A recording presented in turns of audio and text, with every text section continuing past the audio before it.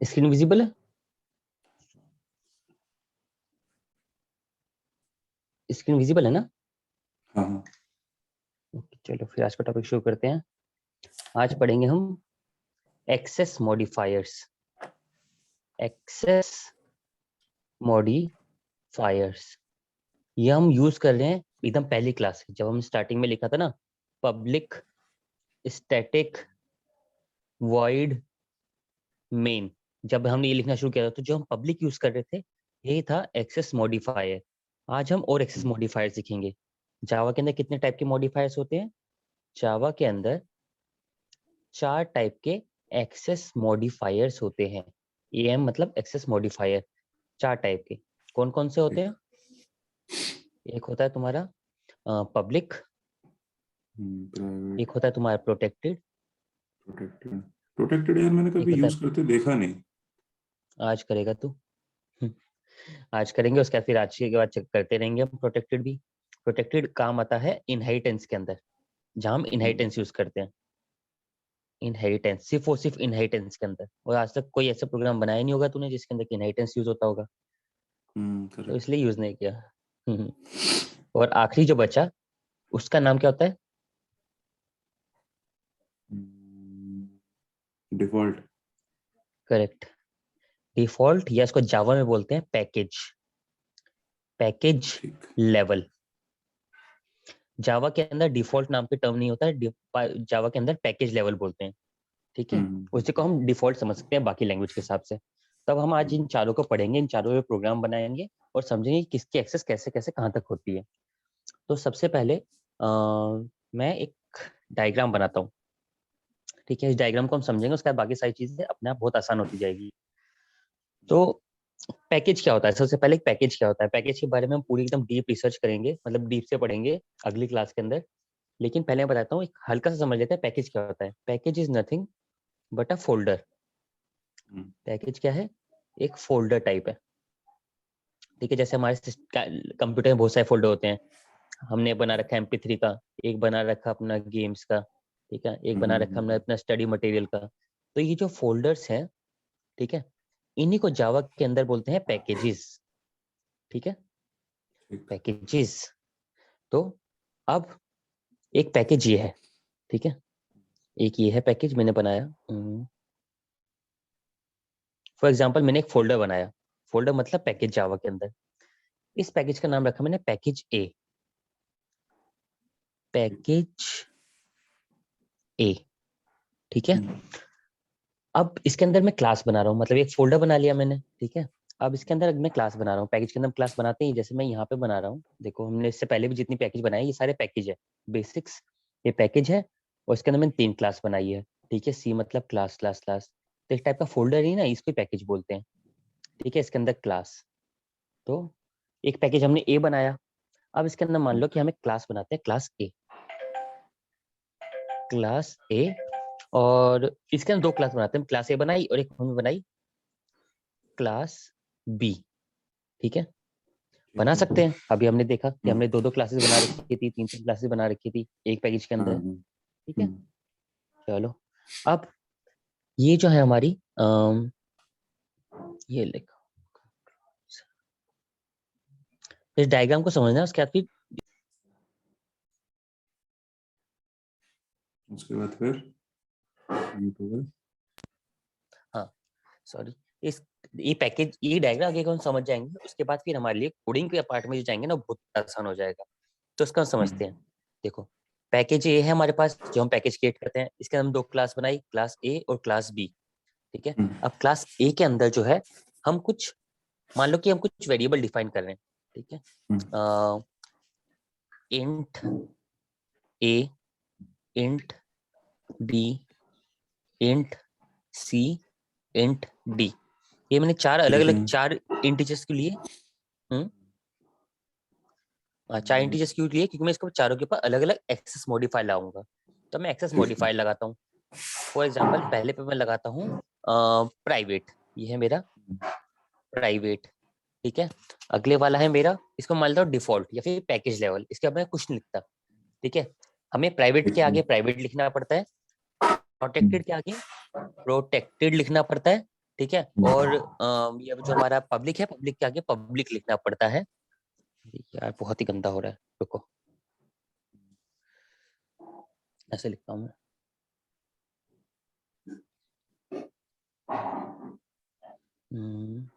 क्या है, प्राइवेट, ये हो गया हमारा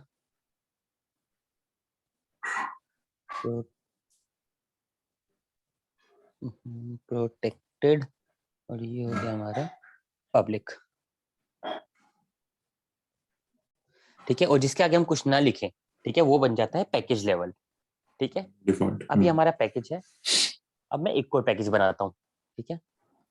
एक और पैकेज बनाया हमने, हम समझेंगे कि कैसे काम करते हैं हमारे एक्सेस मॉडिफायर्स। तो उसके लिए मैं एक और पैकेज बना रहा हूँ यहाँ पे। डायग्रामेटिकली समझ जाते हैं हम पहले। पैकेज, इसका नाम रखा मैंने पैकेज बी, ठीक है। अब इसके अंदर मैं क्लास बना रहा हूँ। क्लास कैसे बना रहा हूँ मैं, ये ऐसे लिखूंगा,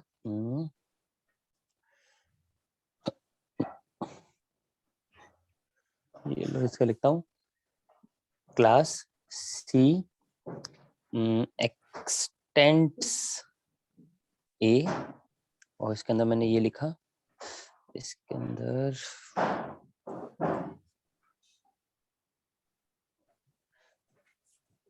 चल भाई,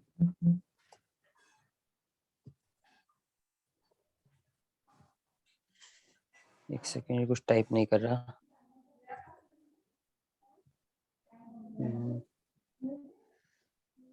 क्लास ए, उसके अंदर मैंने ब्रैकेट बना लिया, उसके अंदर हमने कुछ कोड लिखा, फॉर एग्जांपल कुछ कोड है इसके अंदर, और फिर हम इसको बंद कर दिया हमने।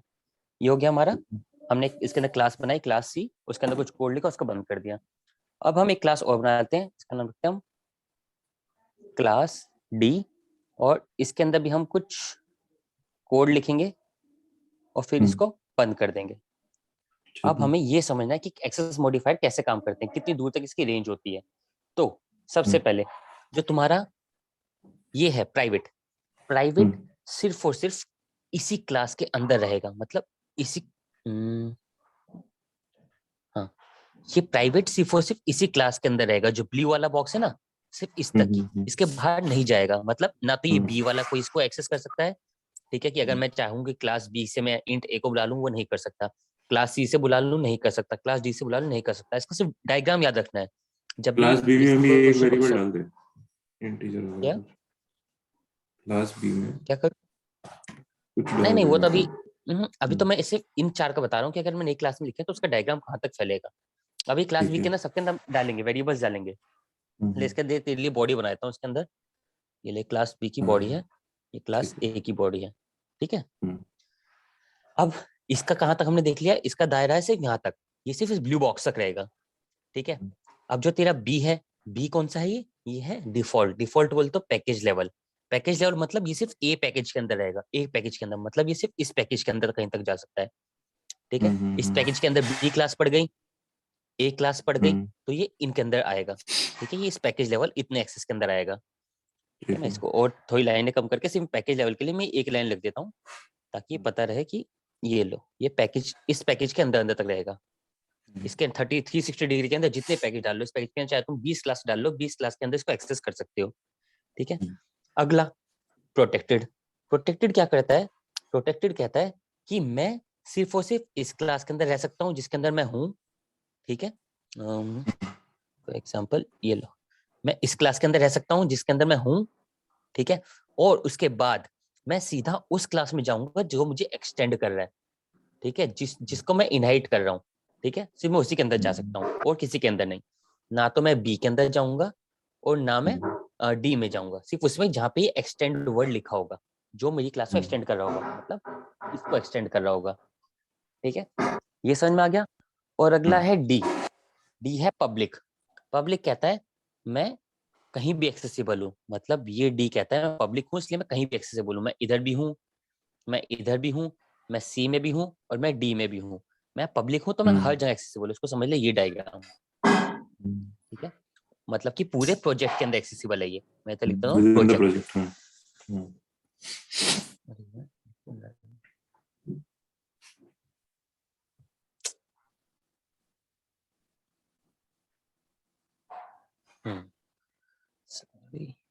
तो ये होता है पूरे प्रोजेक्ट के अंदर। अब ये डायग्राम के अंदर कहीं कोई दिक्कत है तो बता मुझे, फिर मैं इसको समझाऊंगा कि हम इसको कोड में कैसे लिखेंगे।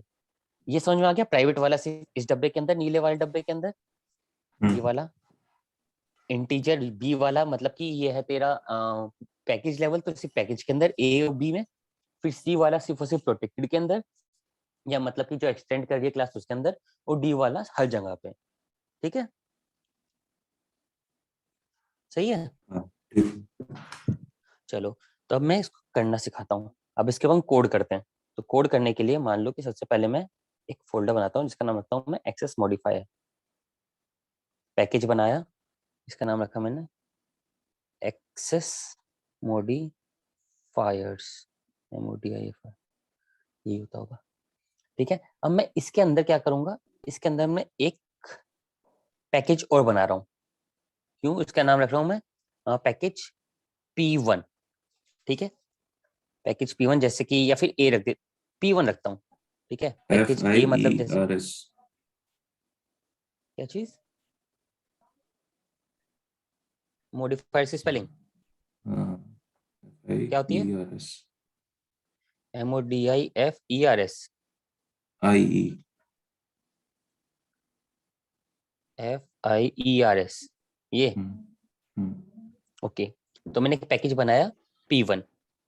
ठीक है, ओ ये वाला हटा देता हूँ, डिलीट। ठीक है, अब इसके अंदर मैं एक पैकेज और बना देता हूँ, पैकेज P2। ठीक है, अब हमारे पास क्या है, एक एक्सेस मॉडिफायर का हमने प्रोजेक्ट बनाया, या फिर पैकेज समझ ले। ठीक है, उसके अंदर एक हमने बनाया P1 और P2 नाम के फोल्डर्स। अब हम P1 के अंदर क्या करते हैं, क्लास बनाते हैं। जैसे कि हम इधर जाएं और देख, पैकेज ए है जो हमने लिखा है, इसको मान ले, तो ये मैंने लिखा है यहाँ P1। ठीक है, और ये लिखा है मैंने P2। ठीक है, अब मुझे इसके अंदर क्या करना है, इसके अंदर मुझे क्लास बनानी है पैकेज ए के अंदर। ठीक है, तो मैं क्लास बनाता हूँ, उसका नाम रखता हूँ, ये लो, इसका नाम रख दिया सिर्फ ए। ठीक है, फिर मैं, हाँ ए रख देता हूँ, ए मैंने क्लास का नाम रख दिया। अब इसके अंदर बनाता हूँ अपने सीधा अपनी पब्लिक स्टैटिक वॉइड मेन, ये बनाया मैंने।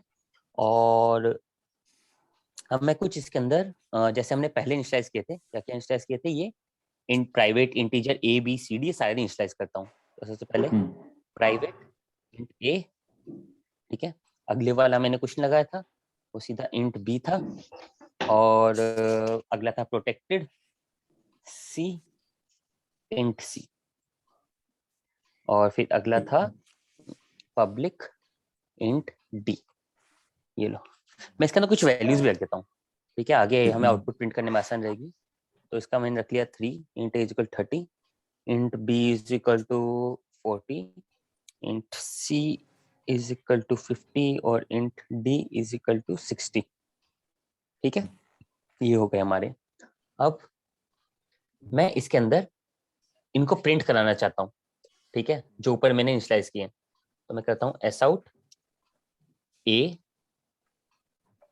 S out B, S out C, S out D. अब मुझे ये बता, ये एरर क्यों बोल रहा है? एरर दिखा रहा है यहाँ तो। बता रहा हूँ।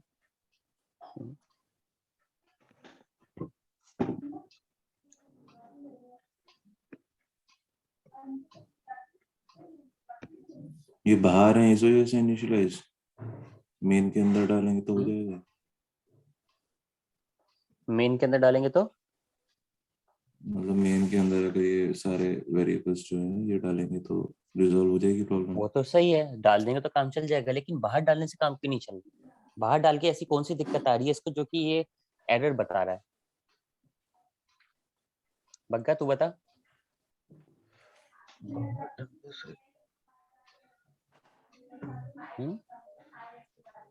बाहर डालने से क्या दिक्कत आ रही है?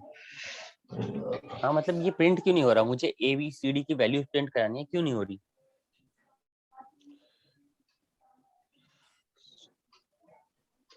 यार हो तो जानी चाहिए। भाई साहब, डे 1 से एक एक सेकंड चीज रुको, बता रहा हूँ। हाँ भूल गया। पता है, रुको।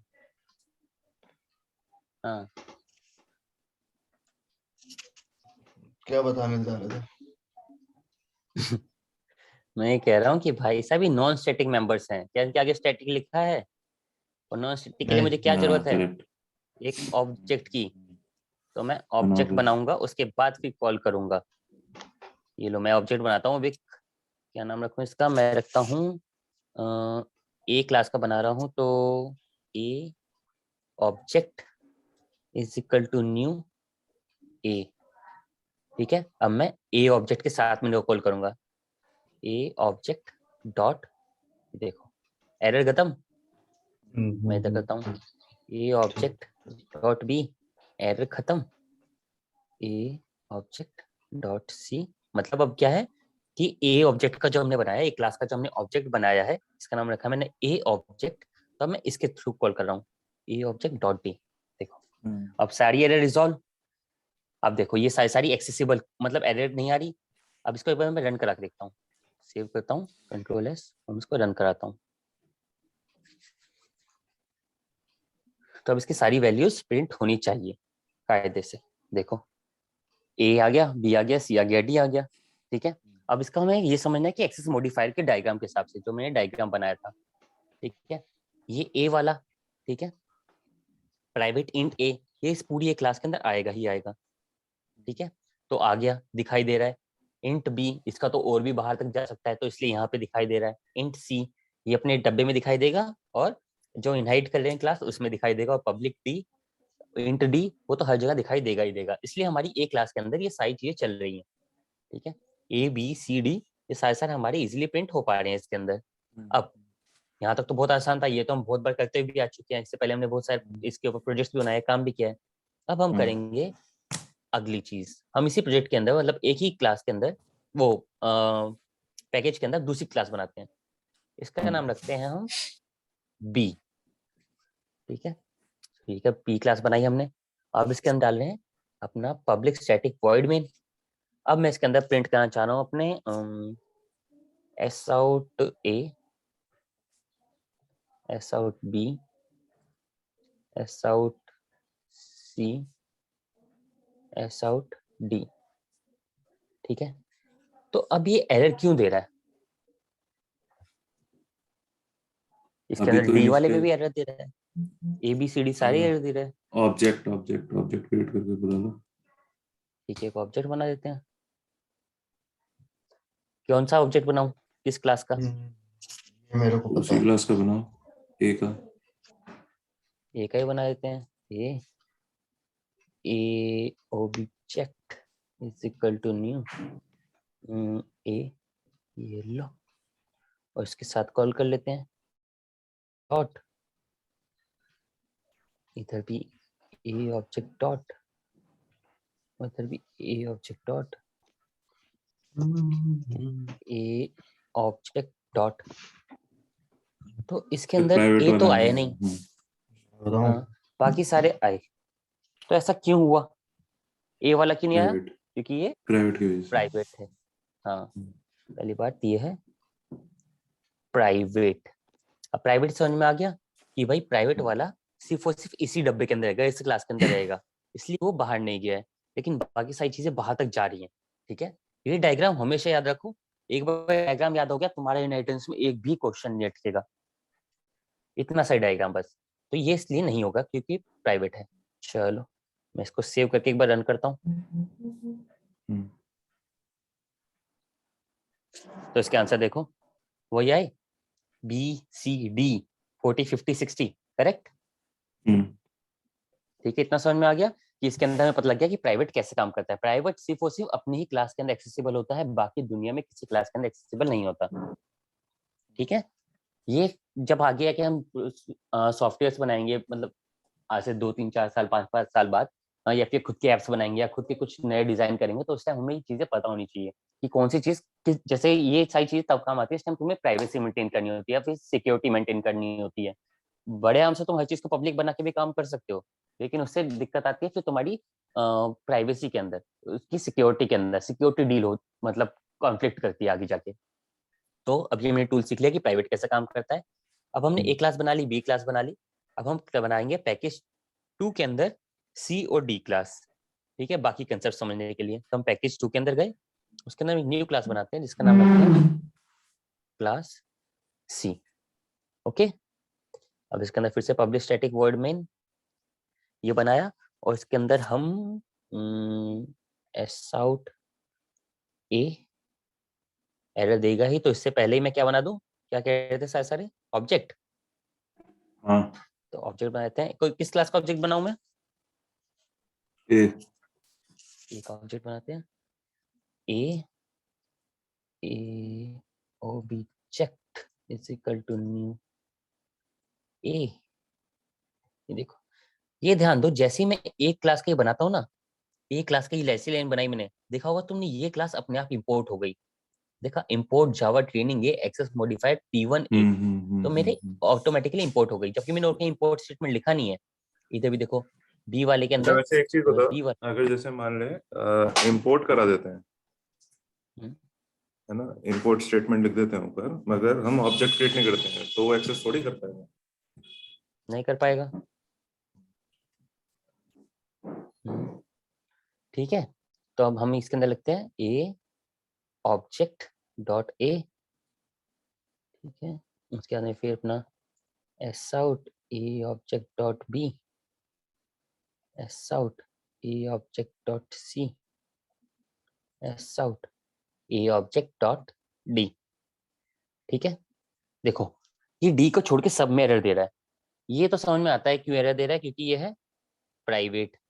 ठीक है, दूसरे वाला क्या था, प्रोटेक्टेड, नहीं सॉरी डिफॉल्ट, और तीसरे वाला था अपना प्रोटेक्टेड, और चौथा था अपना पब्लिक। पब्लिक तो सही काम कर रहा है ना, इधर कोई एरर नहीं दे रहा। ए का हमें पता है क्यों नहीं कर रहा, ए को भी हम हटा देते हैं। बचा बी और सी, बी और सी मतलब ये तो डिफॉल्ट था, डिफॉल्ट मतलब पैकेज लेवल, तो ये उसी पैकेज के अंदर एक्सेसिबल होता। ठीक है, लेकिन अभी हम सी के अंदर हैं, ठीक है, तो इधर नहीं आ रहा है। ठीक है, पैकेज लेवल है, तो इसलिए हम इसको समझ सकते हैं कि ये क्यों नहीं हो रहा। इसके मैं आगे लिख देता हूँ, because it's package level, it is of package level. लेकिन ये सी वाला तो प्रोटेक्टेड है, ये आना चाहिए था इसके अंदर, क्यों नहीं आया। करेक्ट, पहले तो मैंने इसके अंदर एक्सटेंड नहीं लगाया, एक्सटेंड्स ए, ठीक है, ये हो गया एक्सटेंड्स ए, लेकिन एरर अभी भी दे रहा है। अब एरर क्यों दे रहा है, तो मैं क्लास भी एक्सटेंड कर ली।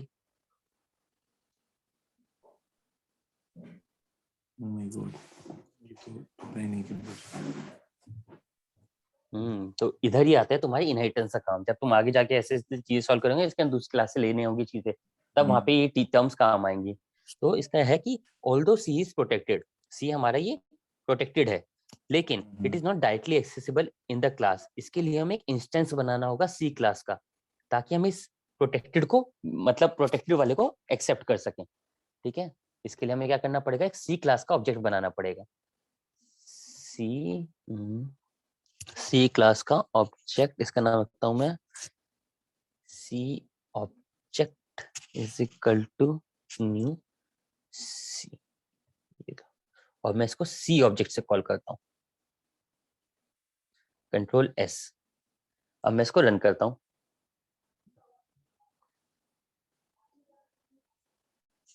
अब इसका आंसर आया, सी का आंसर 50, डी का आंसर 60।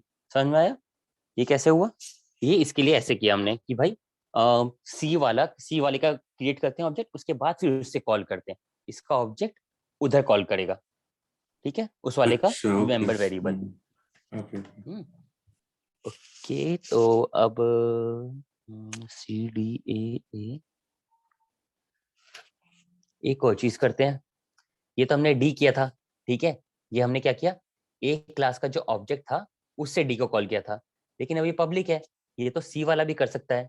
तो देखो इसको C object dot D, control S, और मैं इसको रन कराना चाहूँ तो 50 60 60, क्योंकि ये डी वाला है, ये पब्लिक है, इसको कोई भी किसी भी क्लास का मतलब ऑब्जेक्ट इसको एक्सेस कर सकता है। देखो ये सी क्लास का ऑब्जेक्ट है, इसने डी को एक्सेस कर लिया, ये एक क्लास का ऑब्जेक्ट है, इसने भी डी को एक्सेस कर लिया, मतलब डी का हमने समझ लिया कि ये पब्लिक वाला जो है, ये पब्लिक वाला इधर तक भी एक्सेसिबल था, अपनी पैकेज तक, अपनी क्लास तक और इधर तक भी। अब हमें फाइनल चीज देखनी है कि क्या ये इधर तक भी एक्सेसिबल है। ना तो यहाँ तक प्राइवेट एक्सेसिबल है, ठीक है, प्राइवेट, ना यहाँ पे पैकेज एक्सेसिबल है क्योंकि ये पैकेज के बाहर है, ना इधर हमारा प्रोटेक्टेड एक्सेसिबल है क्योंकि ये हमारा ना तो इनहेरिटेंस है। अब बचा पब्लिक, हमें पब्लिक चेक करना है क्या पब्लिक वाला एक्सेप्ट कर सकता है, तो हम पब्लिक वाला करके देख लेते हैं। अपना फाइनली एक और क्रिएट करते हैं, ये लो, new class, Java class D, और इसके अंदर मैं रखता हूँ इसका नाम, ये लो सिंपल, पब्लिक स्टैटिक वॉइड में S out D.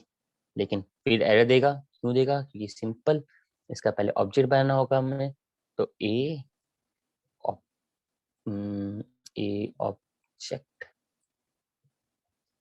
Is equal to new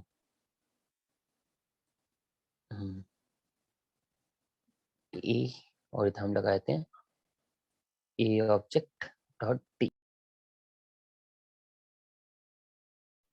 इसका हम किसी और नाम से भी ऑब्जेक्ट बना सकते हैं या फिर यही बनाना पड़ेगा? या सॉरी, हाँ, तो मैंने यहाँ पे अपने इसको रन किया तो ए ऑब्जेक्ट डॉट डी से हमारा 60 प्रिंट हो गया। अब सिमिलरली हम इसके अंदर डी ऑब्जेक्ट से भी प्रिंट कर सकते हैं, d d object is equal to new d. अभी तो मैं एस आउट,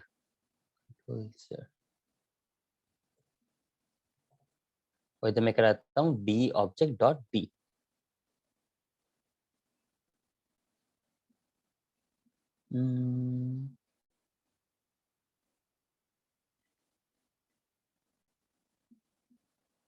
ये क्या दिक्कत दे रहा है, डी डी डी,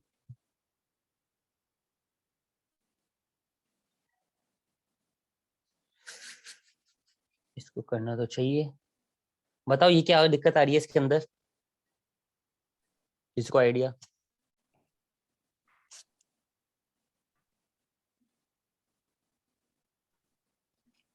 एक्सटेंड की वजह से आ रही है दिक्कत, ये एक्सटेंड नहीं कर रहा है, इस वजह से हम डी ऑब्जेक्ट से नहीं मंगा सकते उसको।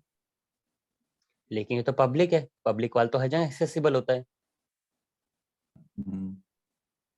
इसके लिए तो एक्सटेंड की जरूरत नहीं होता, प्रोटेक्टेड की जरूरत है। इसमें कहाँ एरर आ रही है, पिछले वाले में तो हो गया था, देखो सी वाले के अंदर तो सी ऑब्जेक्ट डी हो गया था, इसके अंदर क्यों इसमें नहीं से हो रहा। एक्सटेंड्स हटाइयो, एक्सटेंड्स ए हटाइयो इस वाली ये क्लास हटा में। दूं,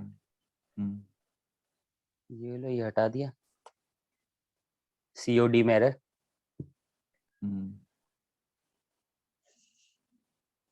बताओ अब उसका रीजन पता लगा क्या है। इसको तो मैं करता हूँ अपना कंट्रोल से, इसके अंदर रीजन बताओ क्या था।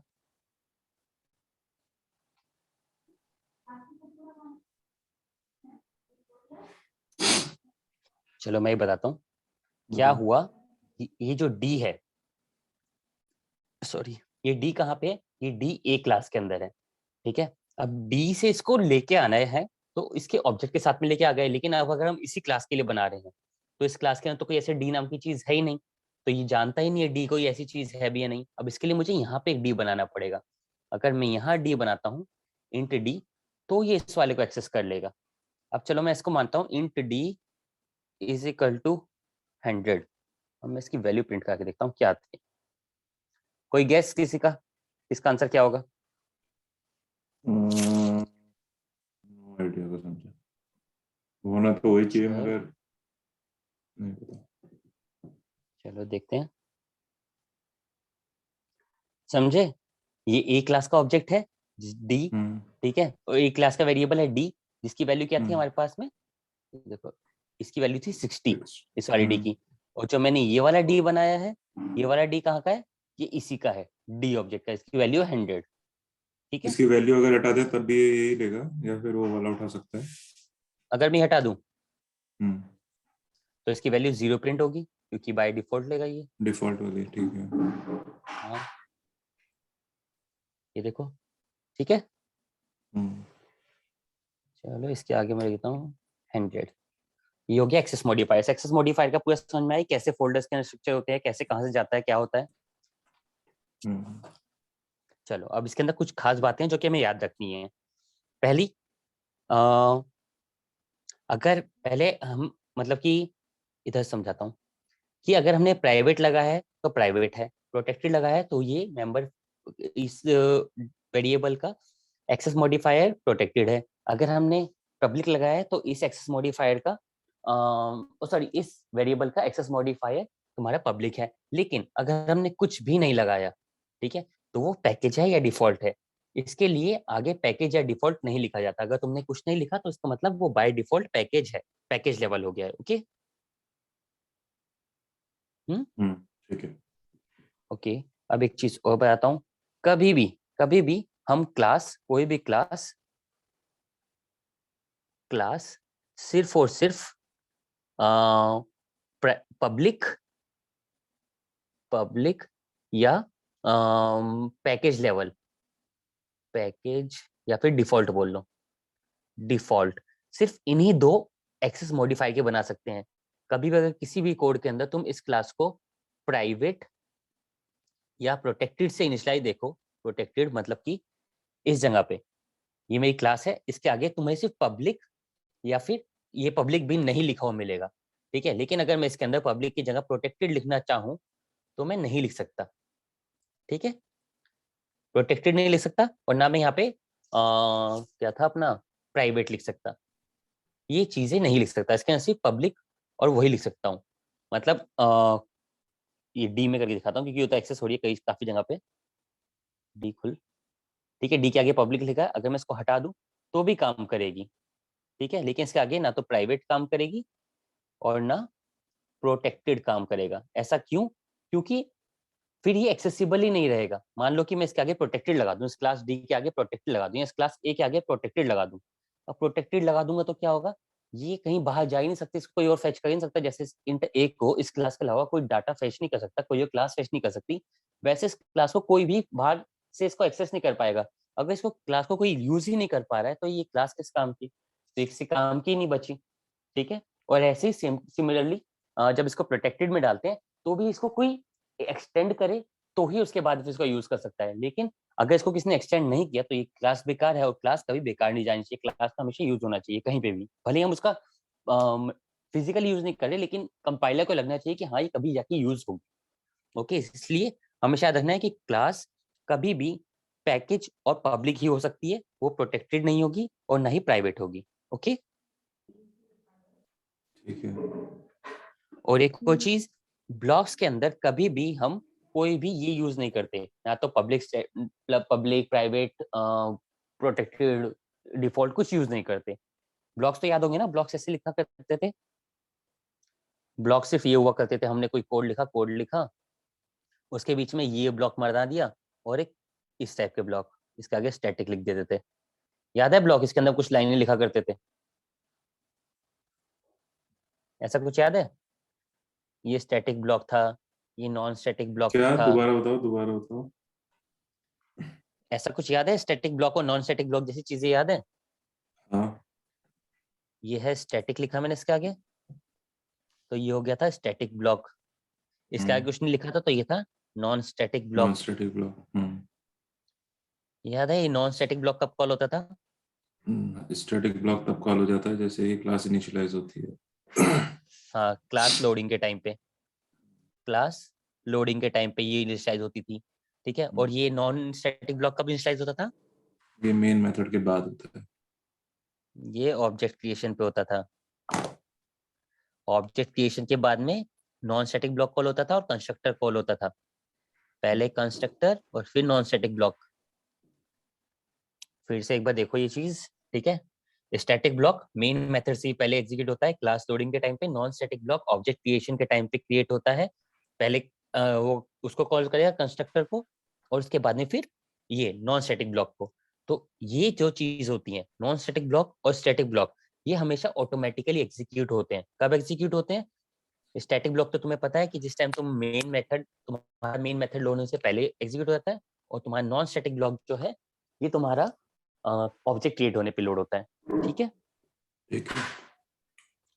तो इसलिए हम इसके आगे ये कोई भी पब्लिक स्टैटिक प्राइवेट ऐसा कोई नहीं, सॉरी, पब्लिक प्राइवेट प्रोटेक्टेड या डिफॉल्ट कोई यूज नहीं किया करते इसके आगे एक्सेस मॉडिफायर।